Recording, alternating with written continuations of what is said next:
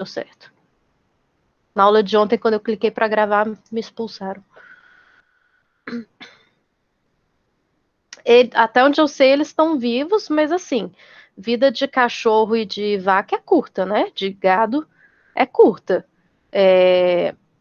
Porque eles são usados para abate mesmo, né? No caso do cachorro, a vida é curta mesmo, tipo, o cachorro costuma durar 12, 15 anos no máximo, dependendo da raça.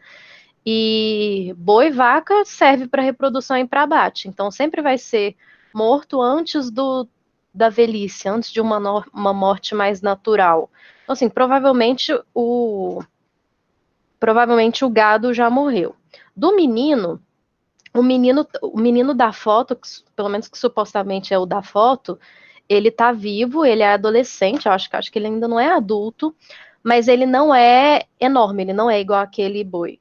Ele é, ele é aquele normal forte, assim, mas porque ele, se você acompanhar as fotos no Google, botar o nome dele, eu não lembro se eu falei o nome dele no vídeo, mas qualquer coisa eu pesquiso o nome dele. Ele tem aquelas fotos bebezinho, aí ele começou a crescer e ele começou a malhar, assim, eu acho que os pais incentivaram, e aí ele foi assim, a criança mais forte do mundo, tem reportagem, assim, a criança mais forte do mundo, que é um moleque muito novo e todo musculosinho, assim, ele não chega a ser grande, mas é muito fortinho e muito definido, o que para uma criança não é nada normal. E aí as fotos que tem dele depois, que aí nessa época ele meio que vivia, tinha uma certa propaganda disso, né? Tinha algum retorno disso e ele gostava de malhar e tal. Aí um certo ponto ele meio que encheu o saco e só pratica exercícios assim para sobreviver, digamos, só pela saúde, não mais a intenção dele não é competir, não é ter uma hipertrofia acima do normal. Então ele é normal. Ele não é aquele boi, ele é só um fortinho, magro, né? Porque o gasto energético dele é maior. Mas só assim, ele não é gigante. Talvez, né, se tivesse tido alguém aí com essa mutação gênica e que tivesse experimentado crescer, crescer, crescer, crescer, crescer até não dar mais, a gente pudesse ver até onde o ser humano conseguiria chegar naturalmente com uma mutação, né? Porque a mutação é natural, ela só não é comum. Talvez a gente conseguisse ver até onde o ser humano chega sem uso de drogas, digamos assim.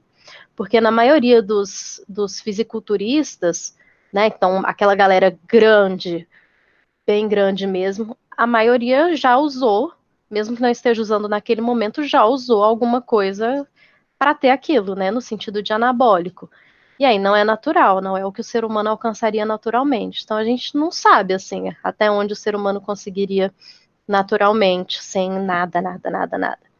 Mas o que é possível é que uh, a expressão gênica da miostatina, ela não é 880, não é 0 ou 100%. Algumas pessoas têm um pouco mais dessa expressão, algumas pessoas têm um pouco menos. Então, por isso que algumas pessoas teriam uma facilidade maior em hipertrofiar e outras teriam muita dificuldade. Mas não é tipo, não tem ou tem 100% da miostatina.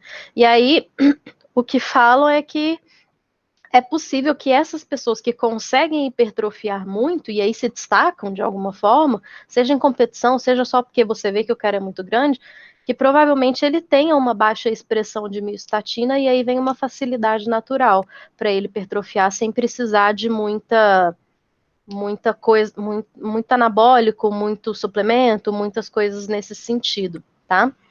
Professora, Oi. então, tipo, se uma pessoa dessa ficar malhando sem fazer uso de nenhum suplemento, ela vai crescer muito ou não?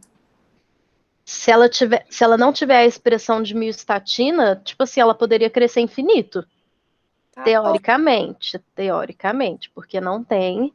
O caso de uma pessoa que comprovadamente não tem a expressão gênica, ou tem uma expressão gênica muito baixa, e foi malhar para ver até onde dava, né? E aí, qual que é o perigo? Mesmo uma pessoa normal, que a gente não sabe se tem ou não, como é que é a expressão gênica da miostatina dessa pessoa.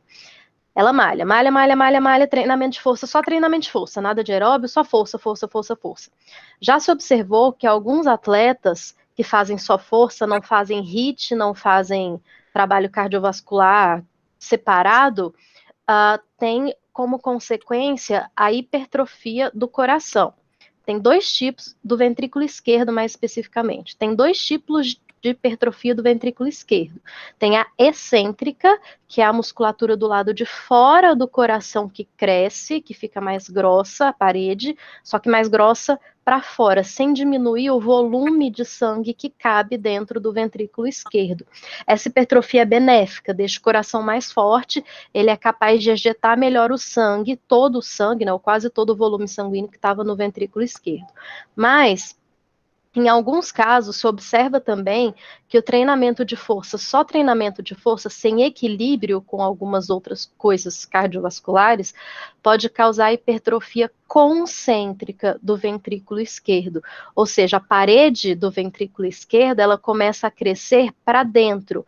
Então, ela ocupa o espaço que deveria ser espaço para o sangue, que deveria caber sangue. E aí, o volume sanguíneo dentro do ventrículo esquerdo acaba sendo um pouco menor. Se cabe menos sangue, eu ejeto menos sangue. Se eu ejeto menos sangue a cada batimento, eu preciso ter mais batimentos para ejetar o mesmo volume de sangue. E aí sobrecarrega o coração, eu diminuo o débito cardíaco, tem outras consequências, tá? Por isso que hoje em dia não se defende só treinamento de força. Só o treinamento de força. Hoje tem. Se fala que as pessoas devem fazer também ou o aeróbio, mas algumas pessoas detestam, e as pessoas que detestam têm a alternativa do HIIT, que é o de alta intensidade. Ele é anaeróbio, mas ele tem alterações cardiovasculares positivas, tanto para impedir esse crescimento concêntrico essa hipertrofia concêntrica do ventrículo esquerdo, quanto para ajudar a gerar a hipertrofia excêntrica, que aí é benéfica, tá? Lembrando que essa hipertrofia que eu estou falando não é patológica, não é doença, porque tem o mal de Chagas, a doença de Chagas, por exemplo, aí já é uma doença, né? Mas essa hipertrofia concêntrica, existe um valor de referência, até que tanto é normal você ter aquele espaço, aquele volume sanguíneo no ventrículo esquerdo. Se passa desse ponto, se diminui um certo ponto desse ventrículo esquerdo, do volume de sangue que cabe no ventrículo esquerdo, aí essa pessoa pode estar desenvolvendo uma patologia. Geralmente isso vem acompanhado de hipertensão. Então, geralmente é uma comorbidade da hipertensão. E aí vem outras consequências. Por isso que eu falei do problema do coração. Provavelmente uma pessoa com baixíssima expressão gênica de miostatina, que fique muito grande, né, aquele crescimento infinito, é muito provável que o coração dessa pessoa tenha que fazer força demais para bombear o sangue para todo o corpo, e nesse fazer força demais, o ventrículo esquerdo comece a hipertrofiar. E aí, tanto a hipertrofia excêntrica quanto a hipertrofia concêntrica, diminuindo o volume de sangue no ventrículo esquerdo. E aí, esse coração não vai ter a mesma qualidade de vida, digamos assim, vai ter alteração da pressão arterial. Aí a alteração da pressão arterial pode levar à morte de células renais, que tem lá o sistema de angiotensina, renina, aldosterona, e aí vem um monte de consequência. Por isso que eu falei que provavelmente uma pessoa que ficasse igual aquele boi teria uma vida mais curta do que uma pessoa que fosse só normal, tá? Ok. Mais alguma questão em relação àquela aula? A gente vai lembrando ao longo do caminho? Pode, Pedro. A hipertrofia excêntrica, então a hipertrofia para fora, que é benéfica, ela pode diminuir os batimentos cardíacos. Você pode ver que o batimento cardíaco de um atleta é inferior, a frequência cardíaca é inferior à de uma pessoa sedentária, né? Então, por quê? Como eu consigo ejetar mais sangue, tenho mais força para ejetar mais sangue por minuto, eu posso bater menos vezes para ejetar o mesmo volume sanguíneo. Quando essa hipertrofia é concêntrica, aí eu vou ter o efeito inverso. Se eu ocupo o espaço que era para ser uma cavidade para caber sangue, cabe menos sangue, eu ejeto menos sangue a cada batimento. Ejetando menos sangue, eu preciso bater mais vezes para ejetar o mesmo volume sanguíneo. E o volume sanguíneo que o nosso corpo precisa circulando não diminui, né? Em repouso é aquele volume em repouso, em exercício é aquele volume em exercício. Mas não tem como você diminuir, falar, pode deixar chegar menos sangue nos músculos agora, fica de boa aí, não tem essa possibilidade. Então, a hipertrofia excêntrica, ela ajuda, ela é uma adaptação cardiovascular benéfica do exercício, mas a concêntrica não, a concêntrica teria um efeito contrário, tá? Mais alguma coisa que vocês querem falar por enquanto? Antes da gente ir tocando. Vou falar do desafio, então, que eu comentei do meu TDAH. A Ana Carolina acertou o desafio, não sei se você viu, Ana, que eu respondi lá no Moodle. No vídeo, eu acho que eu anotei eu acho que eu anotei aqui 1 minuto. Deixa eu só ver se eu tinha anotado. Perdi. Eu tinha anotado exatamente 1 minuto que eu tinha cometido esse erro, mas não tá mais aqui. Mas foi no começo.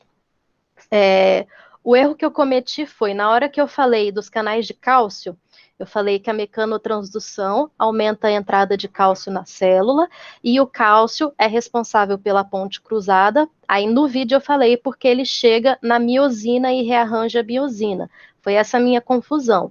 O cálcio interage com a actina, não a miosina. A miosina é uma ATPase e o filamento de actina é que tem essa interação. É a troponina da actina que pega o cálcio e aí rearranja o filamento, é como se o filamento tivesse enovelado e aí ele se abre, e aí eu consigo a miosina encostar na actina, fazendo a ponte cruzada, e aí tendo deslizamento de uma sobre a outra, que é o mecanismo de contração muscular. Na hora eu confundi a actina com miosina, que acontece com uma certa frequência, inclusive.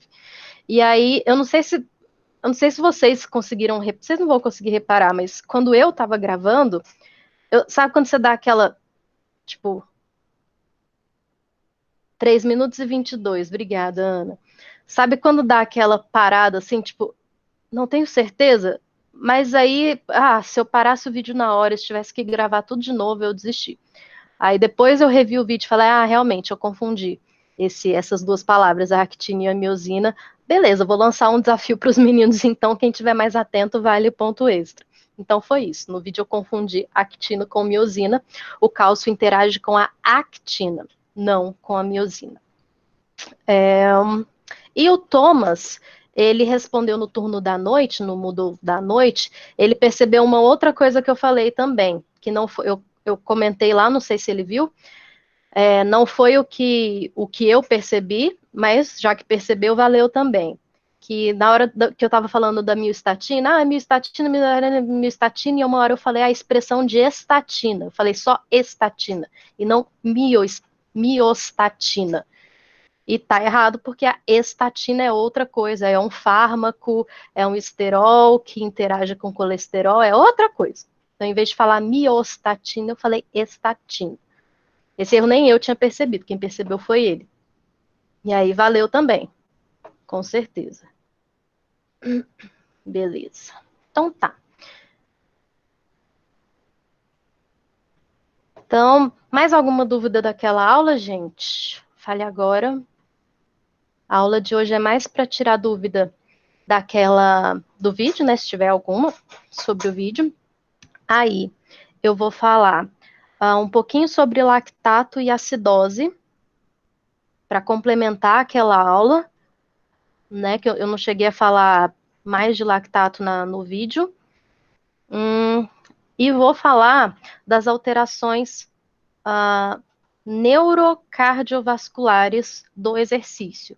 Essas alterações são agudas. Então, vou falar de sinais vitais: pressão arterial, batimento, frequência cardíaca, frequência respiratória e algumas alterações aí que acontecem quando a gente está em exercício, tá? Então, a aula vai ser sobre isso hoje. Vou compartilhar minha tela aqui com vocês.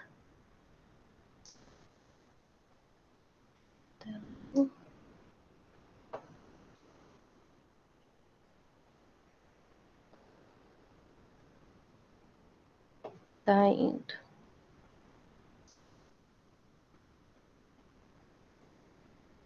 Vai. Eu só... Ah, tá. Pronto. Eu não vou botar apresentação, não, porque toda vez que eu faço isso dá problema nas minhas telas aqui, mas acho que vocês estão conseguindo enxergar direitinho o slide aqui, tá? Eu não lembro se eu já comentei com vocês em outra aula, em vídeo, sei lá o quê, sobre o lactato.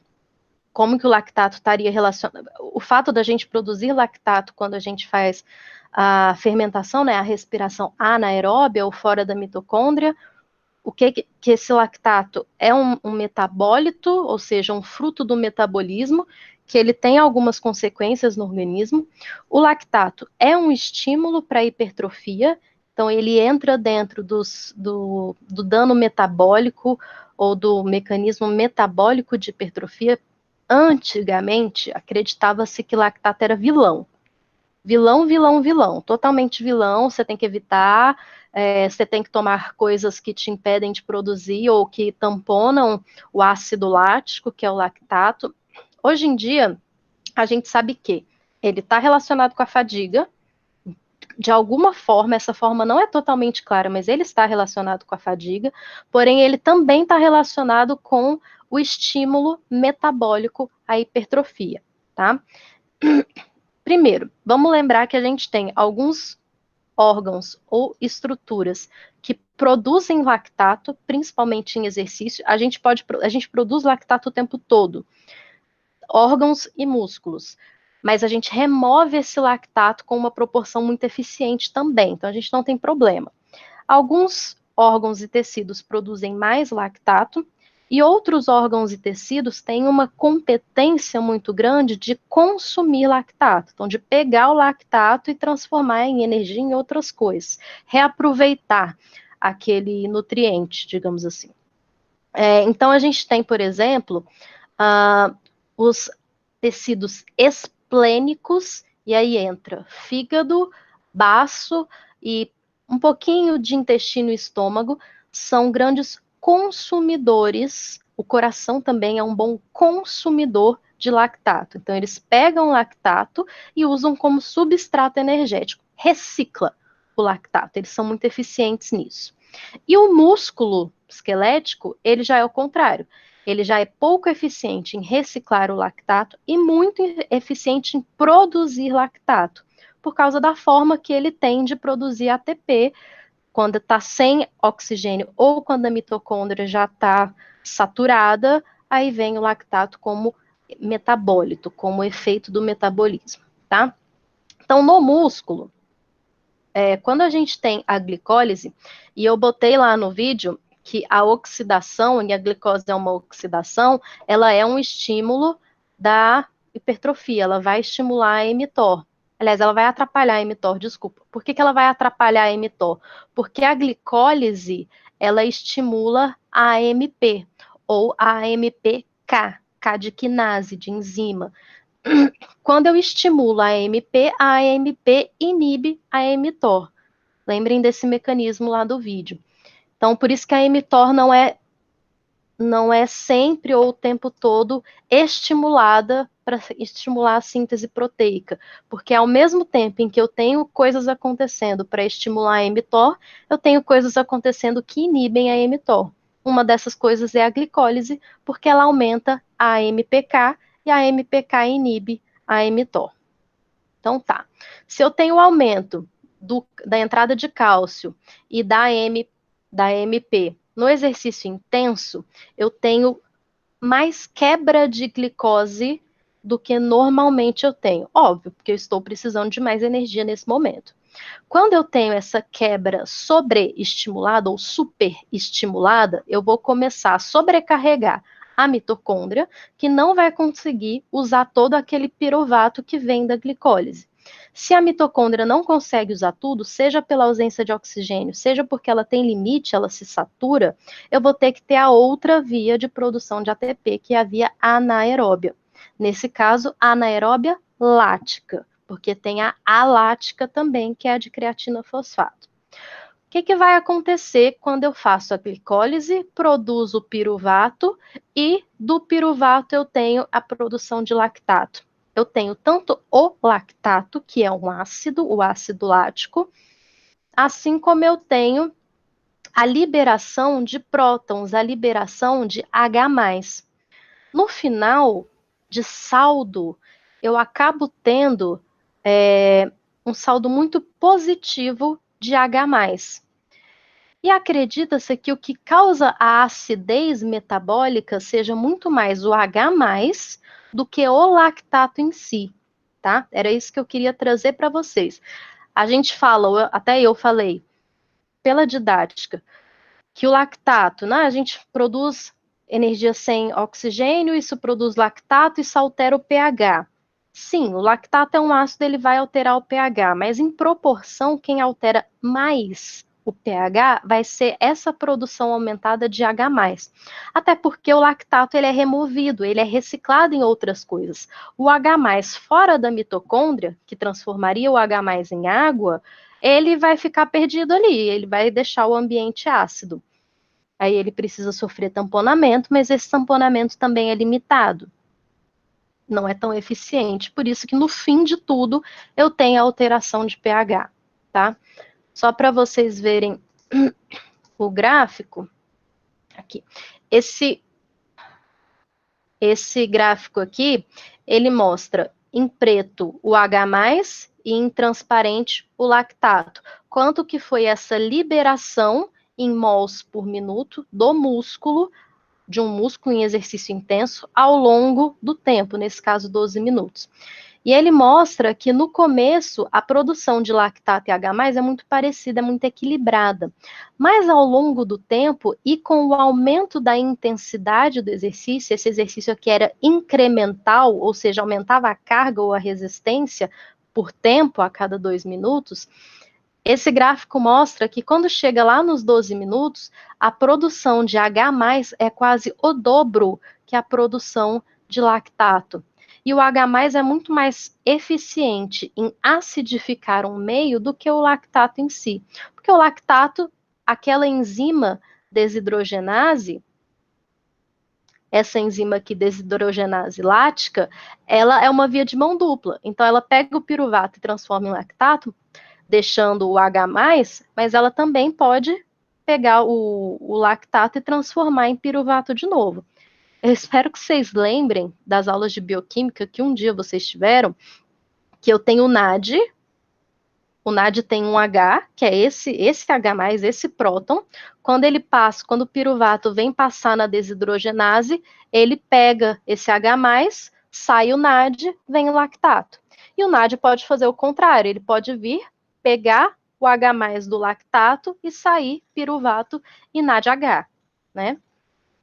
Então, esse estudo aqui, ele mostrou isso, que o H+ aumenta numa proporção maior do que o lactato.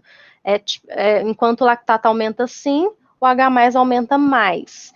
E aí foi o que derrubou que essa acidificação do meio seria causado pelo lactato. O lactato não é um vilão tão grande assim. Um vilão maior seria esse excesso de produção de H+, tá? E aí, mas por causa da produção de lactato, que vem junto com a produção desse H+, já se sabe que existe uma acidificação do meio. E aí, quando eu falo do meio, é tanto do músculo quanto dos vasos sanguíneos, das artérias, que vão remover ali o lactato do vaso do músculo e transportar para o resto do corpo, até para o fígado poder usar, para o baço poder usar, para o coração poder usar, etc. Se sabe, é fato, que o exercício intenso que gera a produção de lactato acidifica o meio, seja o músculo, seja a região, os vasos que estão ali. E os vasos que estão ali vão levar essa acidificação para outros lugares, para o resto do corpo, né? Então, esse gráfico primeiro aqui, da esquerda, ele pegou o sangue arterial e mediu o pH. E eles verificaram que o pH diminuía, ou seja, acidificava quando ele tinha mais lactato. Então, quando eu tenho lactato, eu tenho sangue arterial mais ácido. E aqui, esse outro gráfico aqui mostra do músculo, pH local daquele músculo que está fazendo o exercício. E ele mostrou que o pH do músculo também cai quando eu tenho a presença de lactato e de piruvato, que é o que vai virar o lactato, tá? Eu acho que eu esqueci de falar um negócio aqui, peraí. Ah, sim, só isso daqui que eu não falei. Para o saldo positivo de H+, e de piruvato, tanto faz se a fonte da glicose for a glicose em si ou for o glicogênio, que vai ser quebrado em várias moléculas de glicose, tá? É porque o artigo disse isso, eu achei relevante trazer.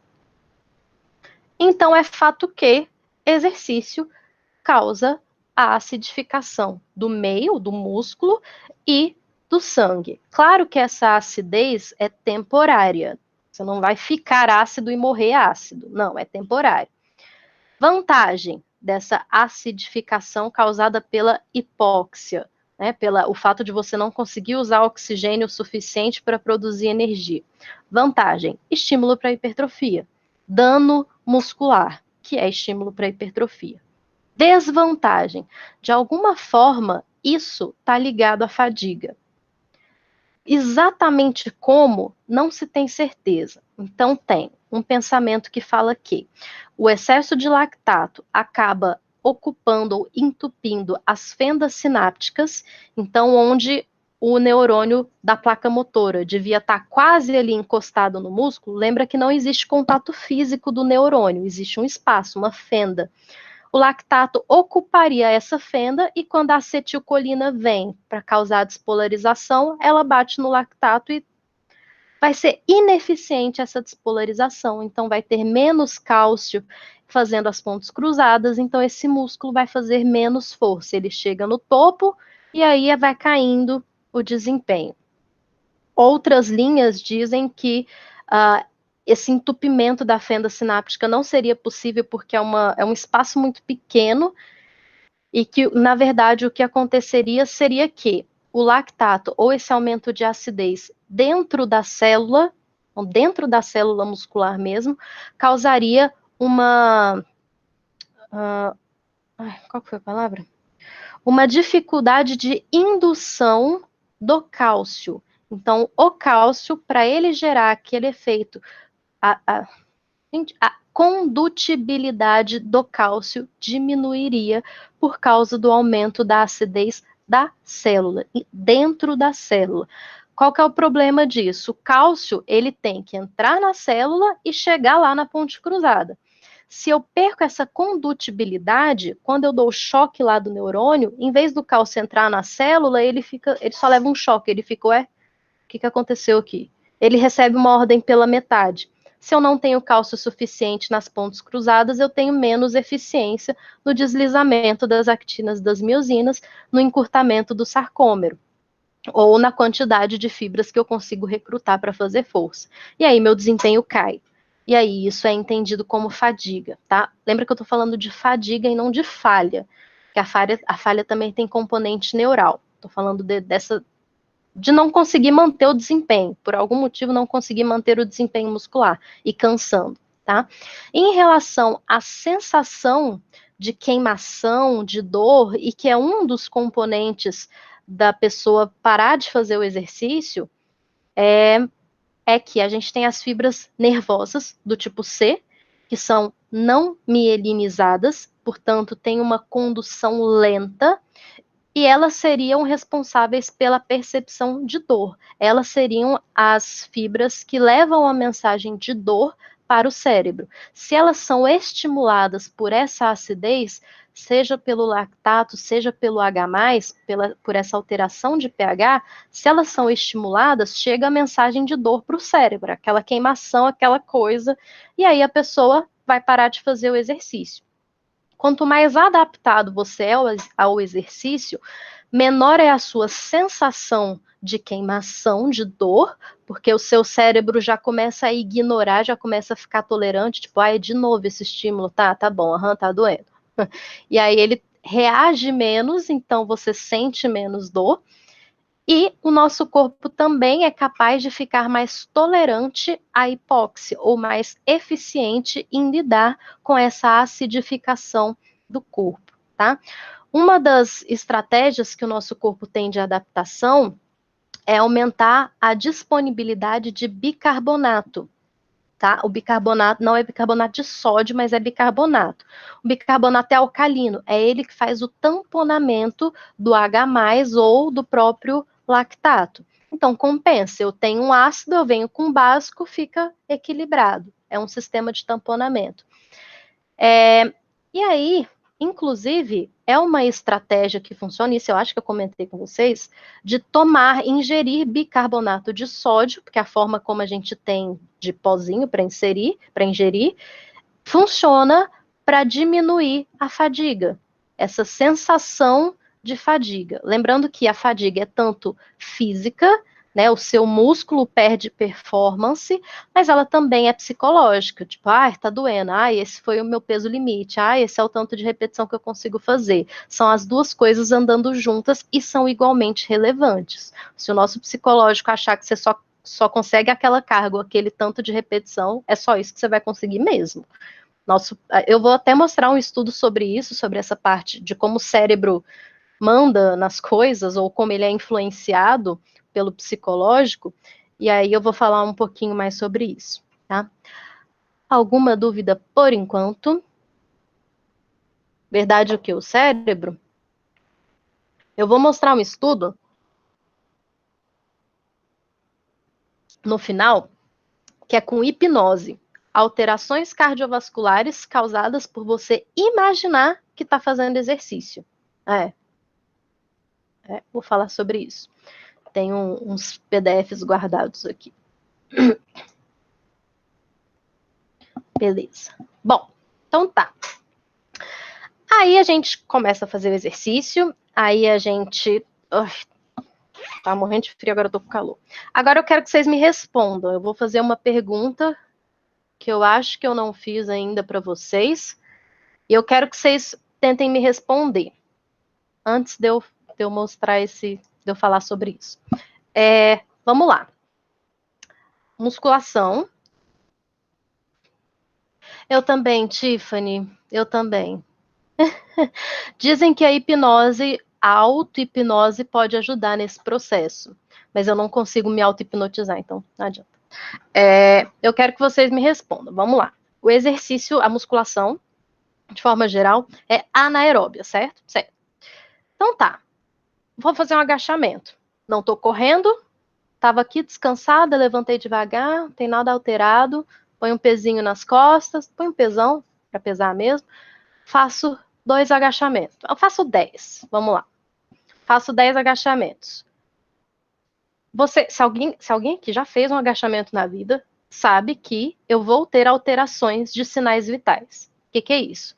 Alteração da frequência cardíaca, alteração da frequência respiratória ou ventilatória, alteração da pressão arterial, certo?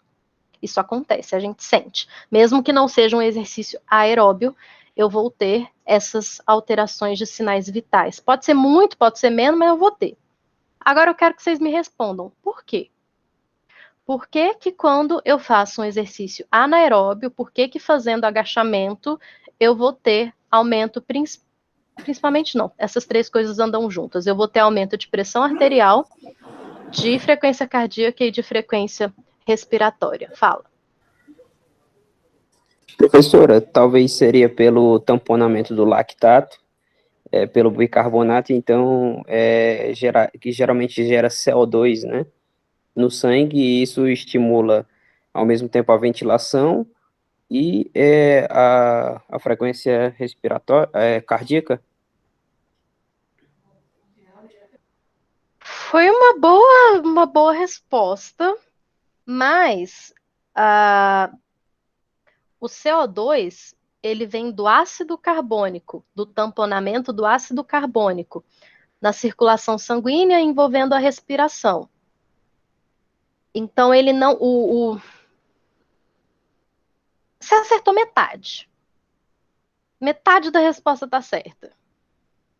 Mas não respondeu totalmente ainda não. Continuem. Já adianto, tem a ver com a alteração química do sangue, que foi o que você falou, né? O lactato e tal, e uma alteração química tem a ver, mas tem mais coisa também para essas alterações acontecerem. E aí?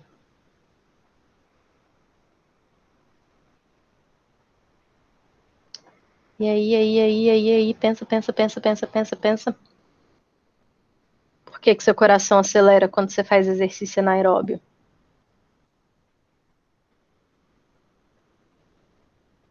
Também, professora, pode ser a irrigação da musculatura também, vai precisar de mais minerais, mais glicose, né, no caso, que é já como é um exercício anaeróbico, né, vai usar como glicose, como moeda energética, então você vai fazendo musculação, você tem um, um maior déficit, né, de glicose, você precisa de mais, né, dentro do músculo. Faz sentido falar que eu preciso de maior perfusão sanguínea nos músculos, e o sangue vai levar as coisas que eu preciso, mas esse aumento de perfusão é consequência, não é causa. Primeiro eu aumento a frequência cardíaca e a pressão arterial. Isso aumenta a perfusão sanguínea nos músculos. Entendeu? É consequência, acontece depois de eu ter aumentado a pressão e a frequência cardíaca. A disponibilidade. O Adilson perguntou: a adrenalina? A adrenalina está envolvida nesse processo, mas ela também é consequência, tá? Disponibilidade, a adrenalina ela vai agir para me ajudar na homeostase, mas depois que eu tive o problema, ela vem para solucionar. Disponibilidade de O2 diminui. Sim, diminui. O exercício ele vai causar uma hipóxia, mas o exercício é anaeróbio. Eu não estou precisando de oxigênio para gerar energia para fazer aquele exercício. Que diferença faz se eu tenho menor disponibilidade de O2? Tenta raciocinar, não está totalmente errado o raciocínio, mas raciocina comigo. Se o exercício é anaeróbio, que diferença faz se o O2 diminuir?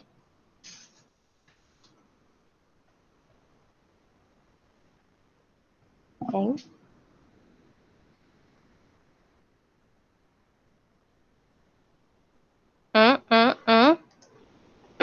Vamos lá. Vou seguir alguns caminhos aqui. Eu adoro essa pergunta. Eu fico esperando alguém falar, porque precisa de oxigênio, precisa de distribuir oxigênio. Mas se o exercício é anaeróbio, para que eu preciso de oxigênio? Né?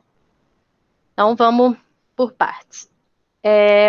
No nosso corpo, a gente tem 3 estruturas que regulam esses estados, que regulam esses sinais vitais constantemente, para que nós estejamos sempre em homeostase. O que é homeostase? Equilíbrio dinâmico, né? Então, nosso corpo tem alteração o tempo todo e precisa reequilibrar essas alterações.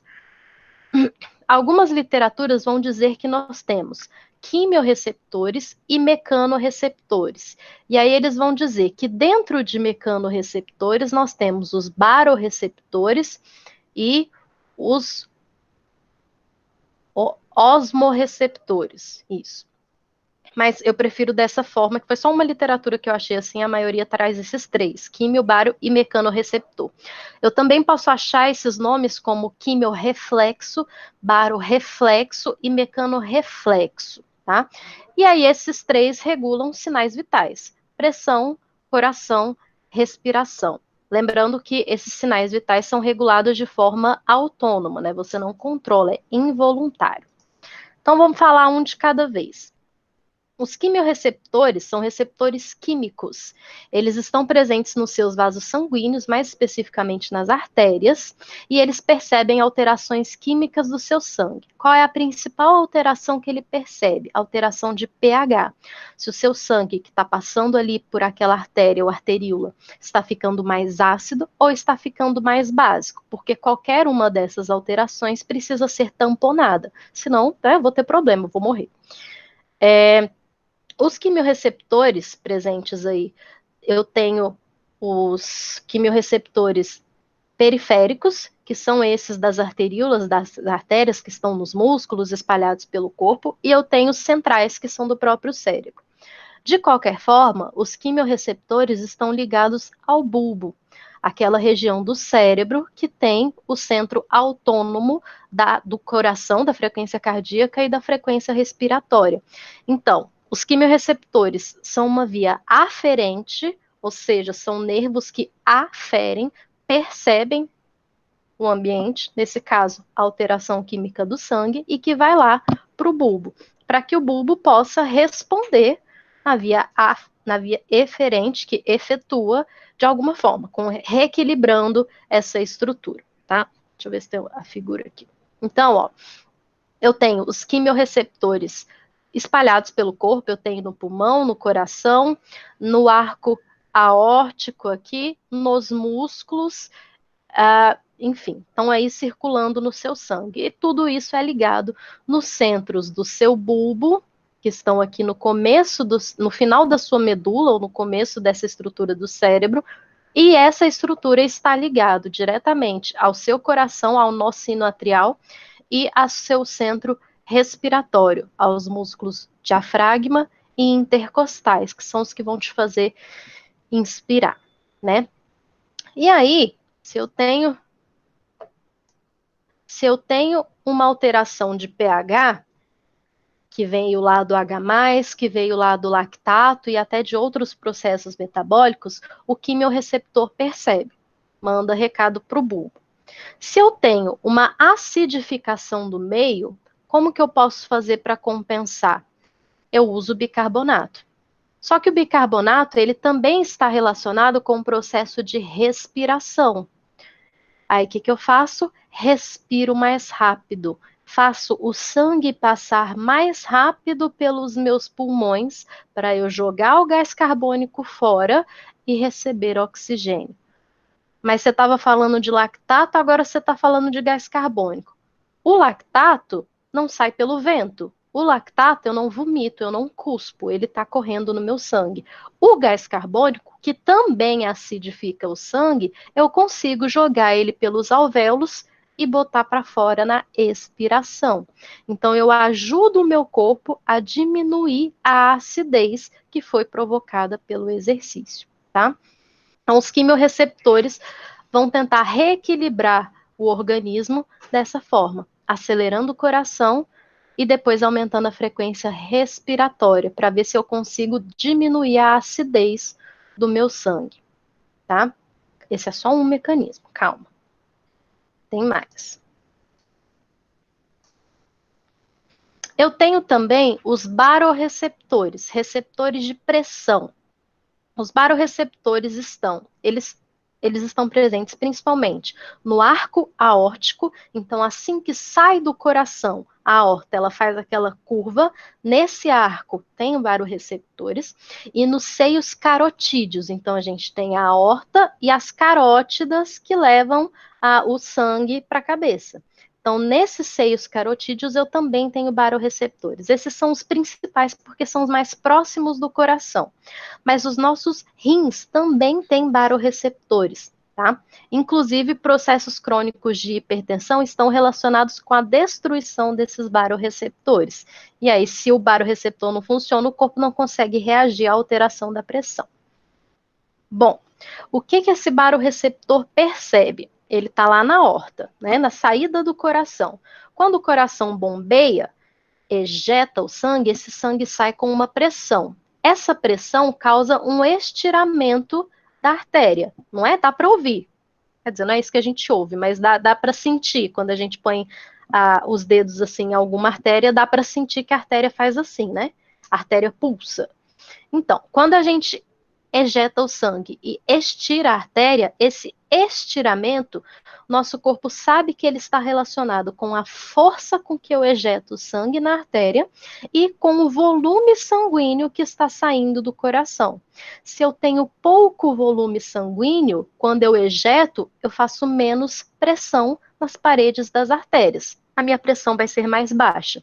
Se eu tenho muito volume sanguíneo, a minha pressão vai ser mais alta, porque eu vou empurrar mais coisa, mais volume contra a parede arterial e ela vai se dilatar, se estirar mais, tá? Então, eu percebo o estiramento. Eu vi numa literatura que tem baroreceptores nos átrios do coração que percebem o estiramento atrial. Eu só vi isso em uma literatura, então eu não sei se eu acredito nisso não, só estou mostrando para vocês que isso existe, tá?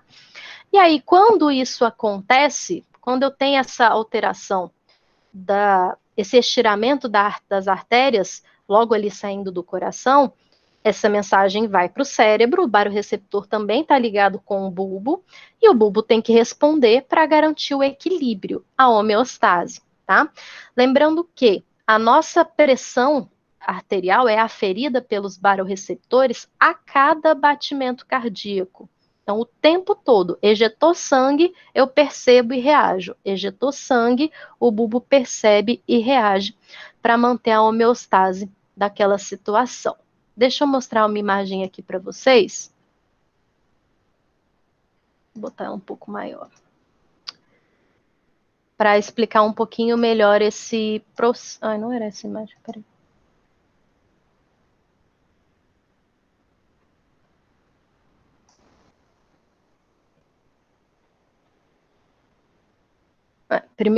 Primeiro essa daqui. Estão conseguindo ver, então, né? Então, ó, imagina uma situação normal, uma pessoa normal, uma pessoa que tem menos volume sanguíneo, ela, portanto, tem menos pressão no sangue. Fica a dica para quem passa mal, quem tem pressão baixa e começa a passar mal em dias de calor, porque a pressão cai mais por falta de volume sanguíneo. Solução, beber água. Quando o sangue é ejetado do coração, os receptores lá dos átrios e dos baroreceptores carotídeos e aórticos percebem esse estiramento da artéria. Se esse estiramento, a artéria está aqui, se esse estiramento é só um pouquinho ou se esse estiramento é muito. Se a pressão está baixa e se o volume é baixo, esse estiramento vai ser só um pouquinho. Pô, tô com pouco volume saindo, tô com pouca pressão nesse sangue. Para onde que vai esse sinal? Vai para o sistema circulatório. Será que eu devo causar uma vasoconstrição nesses vasos sanguíneos desse corpo para essa pressão aumentar? Se a pressão estiver baixa, essa vai ser a resposta para compensar, para reequilibrar. Então, nesse caso, eu tenho aumento de vasoconstrição, que vai me gerar aumento de débito cardíaco. Eu vou ter sede. Olha a dica que eu falei da água. Eu vou ter sede porque se eu tomo água, a água chega na corrente sanguínea e aumenta o volume sanguíneo. Em pessoas jovens, esse mecanismo funciona muito bem. Em idosos, não, porque idoso tende a não sentir sede. E aí a pressão cai, ele não percebe, começa a ficar tonto, começa a falar bobagem e ninguém sabe por quê, acha que está ficando velho. Mas não, é só porque a pressão caiu pela falta de volume sanguíneo, tá? Isso também, esse recado da pressão chega nos rins, porque os rins também têm os seus baroreceptores, e aí vem a reação do corpo. E aí, o que eu faço? Eu vou aumentar a pressão desse sangue, liberando adrenalina, constringindo os vasos, e vou começar a segurar a água do meu sangue, para não perder mais volume. Então, eu vou produzir menos urina. É intuitivo. Se eu estou com pouco volume sanguíneo, porque eu estou bebendo pouco água, eu produzo menos urina também, tá? Não estou dizendo que é vantagem, porque tem outros problemas nisso. E se for o contrário? E se na hora que esse sangue ejetou, ou que esse coração ejetou sangue, saiu um volume de sangue maior com uma pressão maior? Bom, esses mesmos receptores vão perceber que agora a pressão está alta, o volume está alto e vão reagir. Sistema circulatório vai causar uma vasodilatação. Então, se eu tenho muita pressão sendo exercida na minha parede arterial, eu deixo essa parede arterial mais larga. E aí a pressão diminui. Os rins vão tentar eliminar esse excesso de volume sanguíneo tirando água, então pela urina, vai aumentar o volume da urina e, consequentemente, a pressão vai cair. Isso em uma pessoa normal. Existe esse equilíbrio homeostático, essas duas coisas acontecendo o tempo todo. Você está sendo monitorado por você mesmo o tempo todo. Pressão subiu, eu faço as coisas para ela descer. Pressão desceu, eu faço as coisas para ela subir. E aí, nesse meio termo, fica normal. Você nem percebe essas alterações, né? Mas tem pessoas que vão ter problemas, que não vão tomar determinados cuidados. Por exemplo, uma pessoa que ingere muito sal, tem retenção de líquido, tem aumento de volume sanguíneo e, portanto, de pressão arterial, por causa desse excesso de sódio, que altera a osmolaridade, puxa mais água, etc. Só o rim excretar mais água não vai funcionar. Então, essa pressão vai continuar aumentada, apesar das tentativas do seu corpo reequilibrar esse sistema, tá? Por exemplo, né? Estou dando um exemplo. Esse outro gráfico aqui, eu gosto dele porque ele mostra a alteração da pressão ortostática.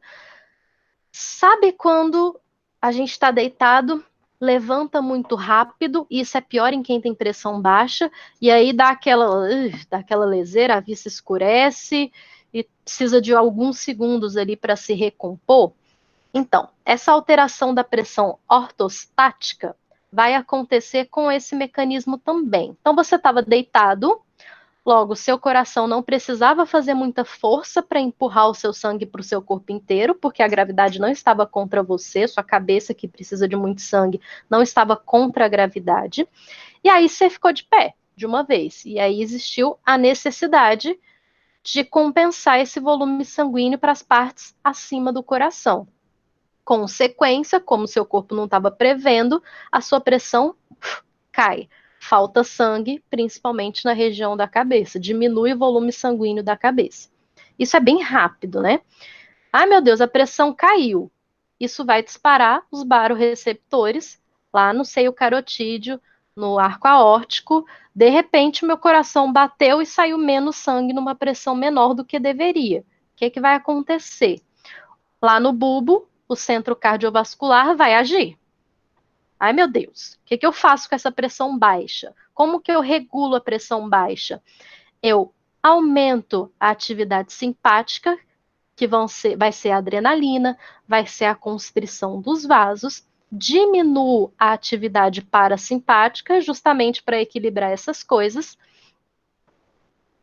Como consequência, nas artérias e veias eu tenho a vasoconstrição, então eu já aumento a pressão do sangue nos vasos.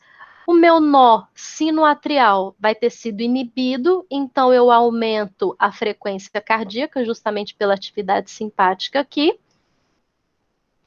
Eu aumento a força de contração do ventrículo. Eu peço isso para o meu coração, ó, faz mais força aí para esse sangue sair com mais pressão quando ele sair do seu ventrículo. Isso aumenta a resistência periférica por causa da vasoconstrição e aumenta o débito cardíaco. A pressão arterial sobe. Volta ao que deveria ser. Ah, já estou em pé. Tive aquela baixa da pressão, mas tudo isso já se resolveu? Beleza, está equilibrado, todos esses sistemas vão entrar em homeostase. Vai ficar na pressão que eu preciso para continuar bem. Se eu deitar de novo, a pressão vai tender a diminuir de novo. Aí eu fico em pé, ela tende a cair e depois subir. Algumas pessoas têm uma lentidão nesse processo. E aí, por isso que algumas pessoas, quando levantam, dá aquele segura, a vista escurece, às vezes cai. Algumas pessoas podem ter uma lentidão nesse processo. Essa lentidão pode acontecer aqui, ó, por causa de alteração do nervo vago, tipo síndrome vasovagal. O nervo vago alterado pode ser mais lento nessa troca aqui, do aumento da atividade simpática e diminuição da atividade parasimpática. E algumas pessoas, principalmente quem tem pressão alta, quem teve pressão alta por muito tempo, não se cuidou, teve danos nos baroreceptores, primeiro dos rins e depois da aorta. Se eu tenho dano no baroreceptor, ele não recebe a informação como deveria e não repassa a informação para obter a resposta. E aí essa pessoa vai ter um probleminha um pouco mais crônico nesse sentido, tá? Certo? Qualquer coisa fala aí, gente. Então, falei dos baroreceptores. E aí, por exemplo, se eu estou em pé, mas parada, de repente eu começo a fazer exercício, boto aqui o peso nas costas e começo a agachar, concorda que eu vou ter a necessidade de regular a minha pressão novamente? Quando de repente o coração bater e perceber que aquele sangue não está sendo o suficiente, que eu devia ter mais força, mais pressão sanguínea para perfundir melhor os meus músculos, eu vou ter esse aumento da pressão arterial para compensar. Parei de fazer exercício, a tendência é que essa pressão diminua também, já que eu não preciso de tanta pressão, de tanta força para perfundir os meus músculos que estão na minha periferia, tá? Aqui era só essa figura aqui, é a mesma que eu mostrei para vocês, mas aqui ela está pequena, mas só para vocês verem a localização dos baroreceptores. No arco aórtico, ó, a aorta está aqui saindo do ventrículo, e aí, quando ela sobe, a parte da aorta que sobe para a cabeça, aqui nessa região, são os seios carotídeos, que também tem baroreceptores. E tudo isso é ligado no centro de controle cardiovascular, também conhecido como bulbo. É uma região dentro do bulbo. Ok? Eu não sei porque isso aqui está repetido, mas ok. E os mecanorreceptores, por último, eles são proprioceptores, então são receptores que percebem deformações. Mecanorreceptores a gente tem aos montes na pele, então tudo que a gente pode perceber deformações, isso daqui encostar na pele assim, é deformação. O mecanorreceptor que vai perceber e mandar uma mensagem para o cérebro. A gente tem esses mecanorreceptores, esses proprioceptores, nas articulações, nas cartilagens ali. Então, quando o seu joelho, o seu menisco está sofrendo pressão, quando suas articulações sinoviais estão sofrendo pressão, eles vão ser ativados também. E nos seus músculos, você tem proprioceptores, você tem o fuso muscular e você tem o órgão tendinoso de Golgi, né? E eles são mecanorreceptores também, eles agem como mecanorreceptores e estão ligados ao mesmo centro cardiovascular e respiratório, que é o bulbo, tá? Como é que todo mundo vai parar no bulbo? Assim, como é que todo mundo passa por lá? A gente tem que lembrar que todos os nossos receptores são nervos, né? Aferentes. Vão para a nossa medula e o bulbo é a última parte da medula. Então, tudo chega até a medula, passa pelo bulbo. Se do bulbo vai continuar subindo para as outras áreas do cérebro ou não, não importa. Vai passar pelo bulbo primeiro, tá? Por isso que todo mundo passa por lá. E aí, quando eu tenho a deformação da célula muscular, que é quando eu tenho a contração e o relaxamento, ou quando eu tenho quando eu estou em contração sem movimento, eu tenho o estiramento dos tendões, lembra? Eu tenho a ativação dos mecanorreceptores, ou mecanorreflexo, que causa as mesmas alterações que eu comentei até agora. Então, o fato de eu me movimentar, só de me movimentar, vai me causar alteração cardiovascular, vai me causar alteração da frequência respiratória. E como que se sabe disso? Teve um estudo, esse estudo aqui, ele é do professor Cláudio Gil, é um professor brasileiro. Esse estudo é de 92, então em 92 que isso acontece foi comprovado. Até então não tinha muita certeza, mas esse cara em 92 conseguiu comprovar isso. Como que ele comprovou? Ele pegou duas pessoas e botou numa bicicleta. Ele desenhou, fabricou essa bicicleta especial para duas pessoas. A pessoa da frente, ela não pedalava, ela não fazia força. Ela era amarrada, o pé dela era amarrado no pedal, e a pessoa de trás é que fazia força para movimentar os dois, as quatro pernas, tá? E aí eles verificaram os sinais vitais, de uma forma geral, dos dois, do que estava fazendo força, do que estava fazendo exercício voluntariamente, e da pessoa que deveria estar relaxada, mas estava se movimentando porque a outra a estava movimentando.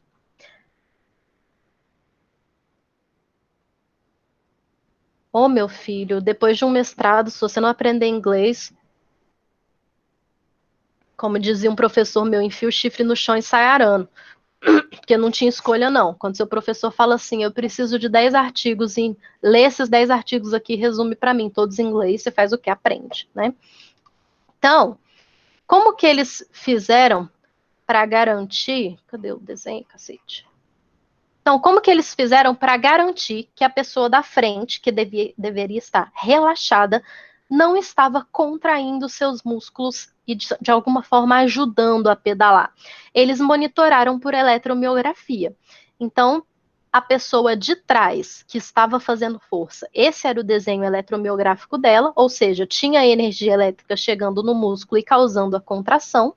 E esse de baixo, essa linha, é o desenho da pessoa que estava na frente. Ou seja, ela não estava tendo contração muscular voluntária, ela não estava tendo sinal chegando do cérebro para o músculo, causando lá o cálcio e aquelas coisas todas. Então, dessa forma, eu garanto que ninguém está roubando aqui. A pessoa, de fato, não está contraindo. Esse estudo não foi feito só com uma pessoa, tá? Esse é só o exemplo. E o que eles observaram? As bolinhas pretas aqui, essas bolinhas pretas são a pessoa ativa, então a pessoa que estava atrás na bicicleta fazendo força para pedalar. Isso é em relação ao batimento cardíaco.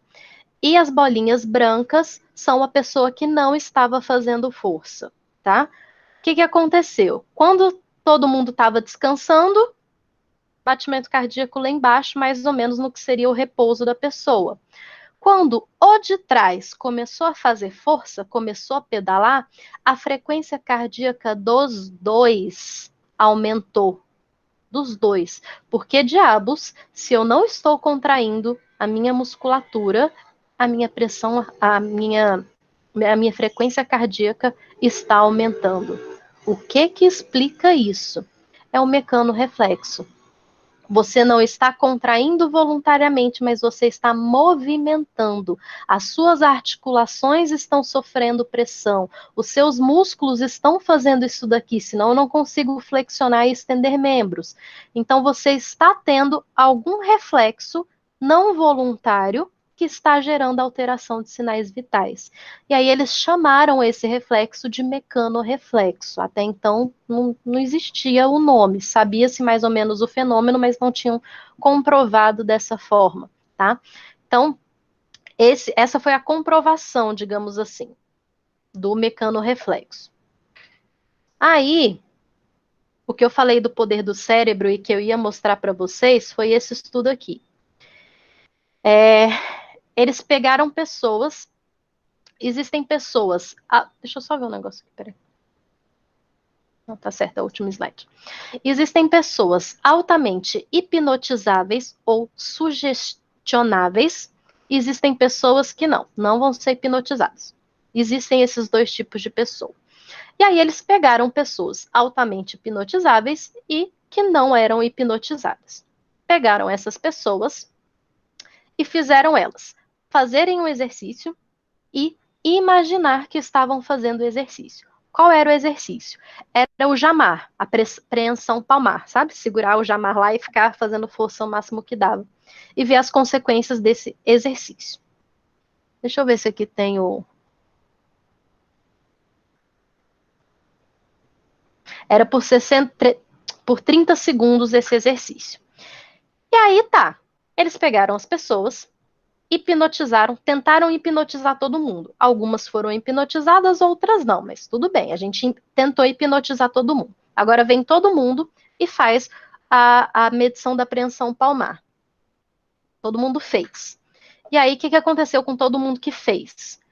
Aumentou frequência cardíaca, porque é um exercício, aumentou pressão arterial e aumentou a percepção de cansaço, de exaustão, tipo, caraca, fiz um exercício, fiz um trabalho. As pessoas menos hipnotizáveis estão aqui de branco, a bolinha branca, elas reagiram menos ao exercício. A pressão subiu menos, o batimento cardíaco subiu menos e a percepção de esforço subiu menos. Mas não tem asterisco aqui.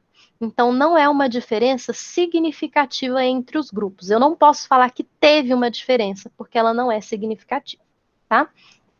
Agora, depois, né, que eles hipnotizaram o povo fez exercício e descansou. Aí eles pediram para esse povo imaginar que eles estavam fazendo novamente o exercício de pressão palmar. As pessoas que foram hipnotizadas tiveram as mesmas reações de quando elas fizeram o exercício. Então, a pessoa que é altamente hipnotizável e que estava imaginando que estava fazendo exercício, teve aumento da frequência cardíaca, teve aumento da pressão arterial e teve aumento da sensação de exaustão ao fazer o exercício. E aqui eu tenho asterisco. O que significa esse asterisco? Que existe uma diferença significativa desse grupo aqui de baixo, dos que não são facilmente hipnotizáveis. Então, se você não é facilmente hipnotizável e você se imagina fazendo exercício, não vai acontecer nada, não vai ter alteração nenhuma significativa, né? Não vai ter nada. Olha, nadinha. Até a percepção de exaustão deve ter sido tipo de injeção de saco, assim, tipo, aham, tá, cansei. E quem é facilmente hipnotizável, ou seja, quem é capaz de sugerir para o próprio cérebro que está fazendo aquilo, que está fazendo força, que está tendo alterações, está fazendo exercício, teve uma diferença significativa do aumento de sinais vitais. Gente, isso é muito louco. Então, quando eu falei que eu ia mostrar o artigo para falar isso, alguém falou alguma coisa aqui. Quando eu falei que eu ia mostrar o artigo que mostra o poder do cérebro ou do psicológico, é isso. Você é capaz de ordenar para o seu cérebro tanto que você pode fazer mais, quanto que você não pode também. Se você for malhar pensando, hoje não vai rolar, você vai ser esse não hipnotizável aqui, que vai fazer menos força e ter menos desempenho, tá? Era o que eu queria mostrar para vocês.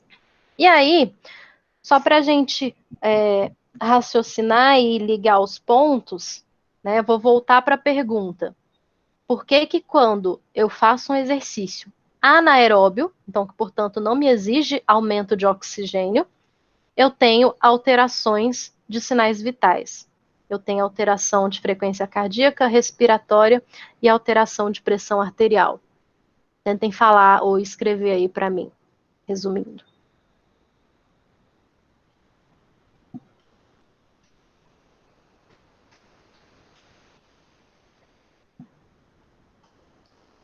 Vamos, gente.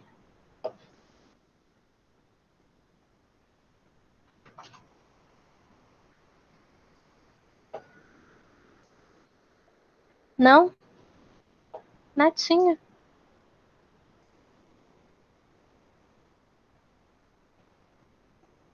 Também não vou responder dever de casa. Vou botar na prova, questão de prova. Felipe, por que que quando eu faço um exercício anaeróbio, eu tenho alteração de sinais vitais? Por quê?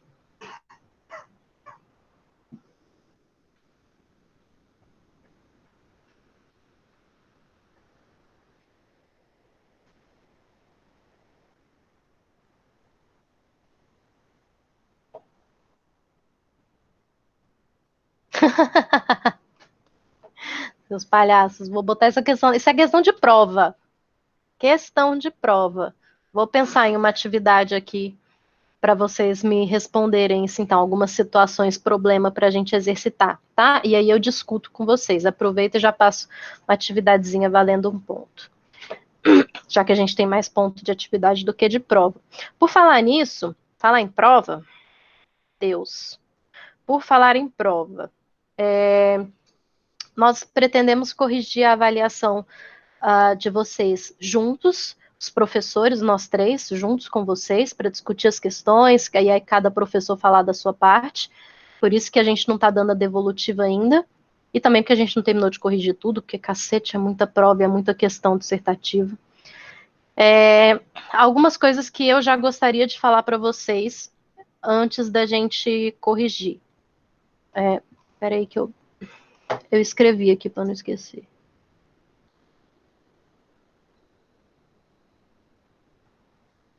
Correção da prova.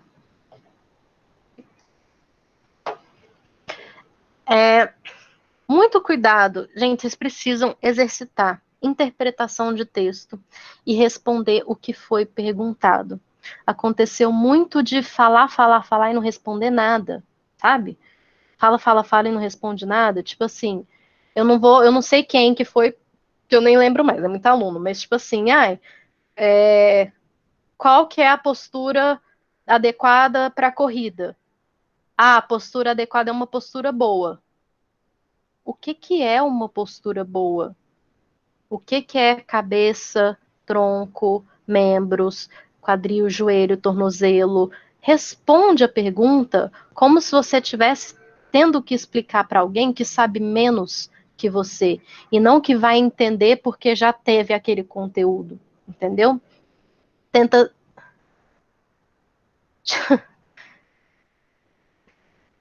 Então, assim, falando sério, quando vocês tiverem que responder uma questão, não imaginem que o professor vai entender o que você quis dizer. Você precisa falar o que você quis dizer. Imagina que você está explicando para uma pessoa que não ouviu aquilo antes, não sabe o que você está falando, e que você tem que explicar mesmo. Você tem que descrever mesmo, em detalhes, tá? Essa foi uma anotação comum, assim, entre eu e os outros professores que nós fizemos com vocês. Outra coisa importante é a organização das ideias.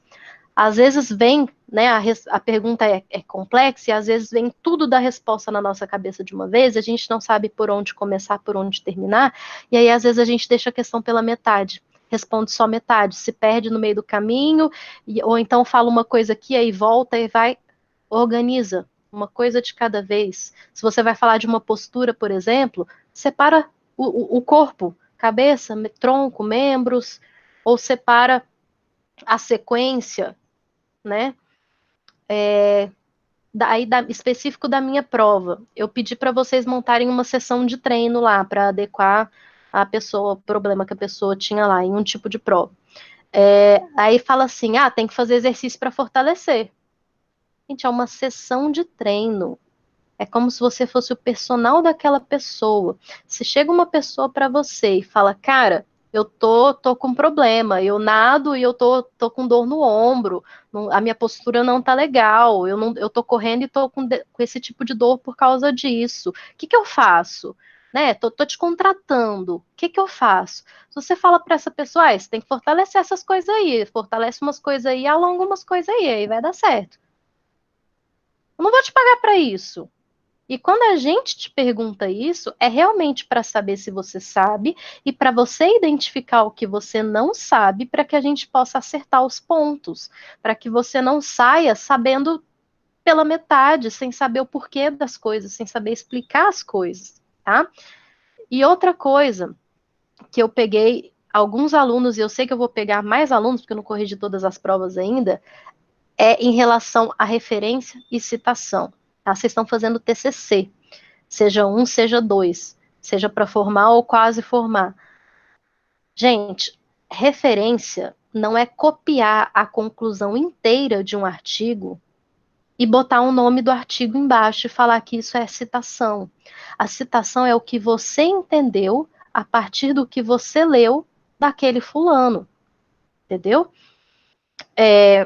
Então teve plágio, teve coisa que tinham, tipo assim, a linguagem muda do nada. Tá escrito de um jeito, de repente muda a linguagem. Tá escrito uma linguagem nem um pouco técnica, quase leiga, e de repente vem uma linguagem rebuscada. E você copia, joga no Google, vê que isso é um parágrafo inteiro copiado. Às vezes de um artigo, Às vezes não, às vezes de um site qualquer, sei lá, de uma blogueira da vida, que você nem sabe se aquilo é aquilo mesmo, se aquilo é verdade, se aquilo é científico. Vocês não podem fazer isso na formação de vocês, gente. Vocês têm que levar a sério a formação de vocês. Vocês não podem ser incompetentes em ler, interpretar e divulgar informação científica. E é isso que a citação é. Eu li, interpretei e estou colocando isso junto com o meu argumento, com o meu conhecimento ou com o assunto que eu estou tratando, tá? Não adianta também eu perguntar para você uma coisa, canelite. Aí você vai no Google, artigo canelite. Aí você pega um parágrafo do artigo, copia. Você não respondeu nada do que eu perguntei. Você só copiou uma referência sem conectar o conteúdo daquele estudo com a realidade que eu te perguntei, com a situação problema. E isso é grave porque e se a situação que acontecer na sua vida não foi exatamente aquela que o seu professor exemplificou ou que você viu no livro do fulano ou na live do fulano? E aí? Você não vai saber lidar? Você não vai saber conectar esse conhecimento com a realidade que você estiver vivendo naquele momento? Entendeu? E para quem está fazendo o TCC, presta atenção. No semestre passado, a gente teve aluno que ia levar zero, porque estava copiado. Ou que tinha parágrafos inteiros que, se a gente jogar num site antiplágio, vai dar lá 70% do que está escrito aí é plágio, é cópia. E plágio é crime, gente. É crime. Tira o diploma que você acha que tem. Tá? Então, prestem atenção nisso. Ponderem em relação a isso para a vida de vocês, tá bom? Então a gente vai marcar com vocês, os 3 professores, corrigindo todas as questões, e aí cada professor falando do seu assunto, né, sem um se meter na área do outro. Eu não vou falar de envelhecimento e de... não no que não me cabe, né, pelo menos. E a aula que vem está gravada, eu já vou entrar em métodos de treino. A aula que vem é sobre Pilates, que é um método de treino resistido, sim. Como eu comentei que treinamento resistido não é só musculação, Pilates é um treinamento resistido e muito bom. Então a aula que vem é com uma convidada e eu vou disponibilizá-la no Moodle, tá? Vou até ver se eu disponibilizo logo, e aí vocês têm mais tempo até para assistir. E aí na outra semana eu vejo se ou eu deixo a aula gravada ou a gente se encontra novamente, tá? Fiquem de olho no Moodle. Teve gente aí que podia ter ganhado o pontinho e não ganhou. Para o turno da noite ficou faltando a resposta. O Thomas achou uma resposta, mas ainda vocês poderiam ter achado a outra e ganhado meio ponto aí de gracinha, né? Então é isso, pessoal. Tenham uma boa noite, fiquem de olho no Moodle e se cuidem. Façam exercício. Tchau, tchau. Estão dispensados.